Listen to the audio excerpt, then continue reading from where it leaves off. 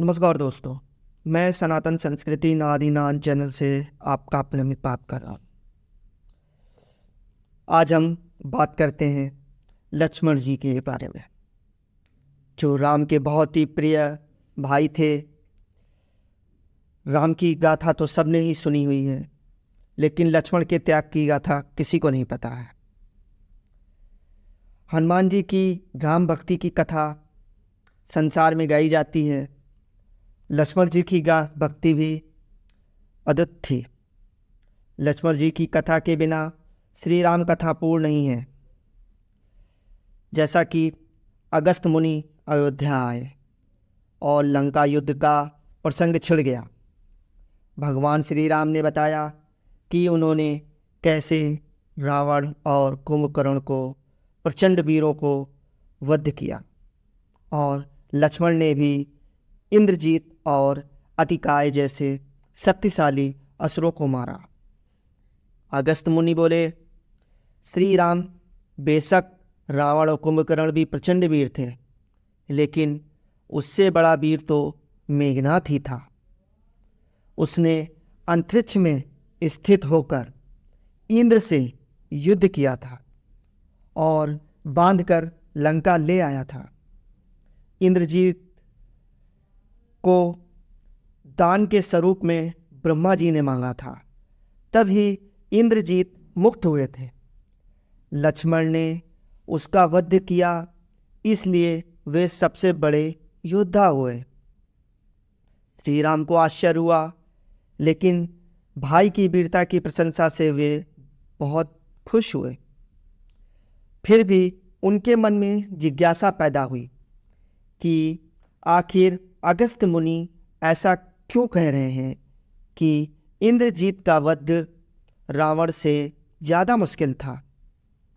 अगस्त मुनि ने कहा, प्रभु इंद्रजीत जी को वरदान था कि उसका वध वही कर सकता था जो 12 वर्षों तक न सोया हो, जिसने 12 साल तक किसी स्त्री का मुख ना देखा हो और 12 साल तक भोजन ना किया हो। श्री राम बोले, परंतु मैं वनवास काल में 12 वर्षों तक नियमित रूप से लक्ष्मण के हिस्से का फल फूल देता रहा। मैं सीता के साथ एक कुटी में रहता था, बगल की कुटी में लक्ष्मण थे। फिर सीता का मुख भी ना देखा हो और 12 वर्षों तक ना सोए हो, ऐसा कैसे संभव है। अगस्त मुनि ने कहा, क्यों ना लक्ष्मण जी से पूछा जाए। लक्ष्मण जी आए। प्रभु ने कहा कि आपसे जो पूछा जाए उसे सच सच कहिएगा। प्रभु ने कहा, हम तीनों 14 वर्ष तक साथ रहे, फिर तुमने सीता का मुख कैसे नहीं देखा। फल दिए फिर भी अनाहारी रहे और 14 साल तक सोए नहीं, ये कैसे हुआ। लक्ष्मण जी ने बताया, भैया, जब हम भाभी को तलाशते ऋष्यमुख पर्वत गए तो सुग्रीव ने हमें उनके आभूषण दिखाकर पहचानने को कहा। आपको स्मरण होगा कि मैं तो सिवाय उनके पैरों के नुपुर के कोई आभूषण नहीं पहचान पाया, क्योंकि मैंने कभी भी उनके चरणों के ऊपर देखा ही नहीं था। 14 वर्ष तक नहीं सोने के बारे में सुनिए। आप और माता एक कुटिया में सोते थे। मैं रात भर बाहर धनुष पर बाण चढ़ाए पहरेदारी में खड़ा रहता था। निद्रा ने मेरी आंखों पर कब्जा करने की कोशिश की तो मैंने निद्रा को अपने बाणों से भेद दिया था। निद्रा ने हार कर स्वीकार किया कि वह 14 सालों तक मुझे स्पर्श नहीं करेगी।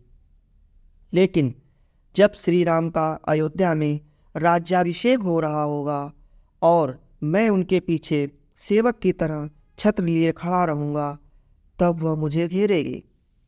आपको याद होगा, राज्याभिषेक के समय मेरे हाथ से छत्र गिर गया था। अब मैं 14 साल तक अनाहारी कैसे रहा। मैंने जो फल फूल लाता था, आप उसके 3 भाग करते थे। एक भाग देकर आप मुझसे कहते थे कि लक्ष्मण, फल रख लो, आपने कभी फल खाने को नहीं कहा, फिर आपकी आज्ञा के मैं उसे कैसे खाता? मैंने उसे संभाल कर रख दिया। सभी फल उसी कुटिया में अभी भी रखे होंगे। प्रभु के आदेश पे लक्ष्मण जी ने चित्रकूट की कुटिया से वे सारे फल की टोकरी लेकर आए और दरबार में रख दिया। फलों की गिनती हुई तो 7 दिन के हिस्से के फल नहीं थे। प्रभु ने कहा, इसका अर्थ है कि तुमने 7 दिन तो आहार लिया था। लक्ष्मण जी ने 7 फल कम होने के बारे में बताया कि उन 7 दिनों में फल आए ही नहीं। पहला, जिस दिन हमें पिताश्री के स्वर्गवासी होने की सूचना मिली, हम निराहारी रहे। जिस दिन रावण ने माता का हरण किया, उस दिन फल लाने कौन जाता? तीसरा, जिस दिन समुद्र की साधना कर आप उससे राह मांग रहे थे, तब फल कौन लाता? जिस दिन आप इंद्रजीत के नागपास में बनकर दिन भर अचेत रहे। पांचवा, जिस दिन इंद्रजीत ने मायावी सीता को काटा था और हम शोक में रहे। छठा, जिस दिन रावण ने मुझे शक्ति मारी। सातवां, जिस दिन आपने रावण युद्ध किया। इन दिनों में हमें भोजन की सुध कहाँ थी? विश्वामित्र मुनि से मैंने एक अतिरिक्त विद्या का ज्ञान लिया था, बिना आहार किए जीने की विद्या, जिसके प्रयोग से मैंने 14 साल तक अपनी भूख को नियंत्रित करा, जिससे इंद्रजीत मारा गया। भगवान श्री राम ने लक्ष्मण जी की तपस्या के बारे में सुनकर उन्हें हृदय से लगा लिया। ये थी लक्ष्मण की गाथा, जो एक परमवीर महायोद्धाशाली युवराज थे, जो श्री राम के छोटे भाई थे। दोस्तों, कहानी कैसी लगी? लाइक, सब्सक्राइब, कमेंट जरूर कीजिए।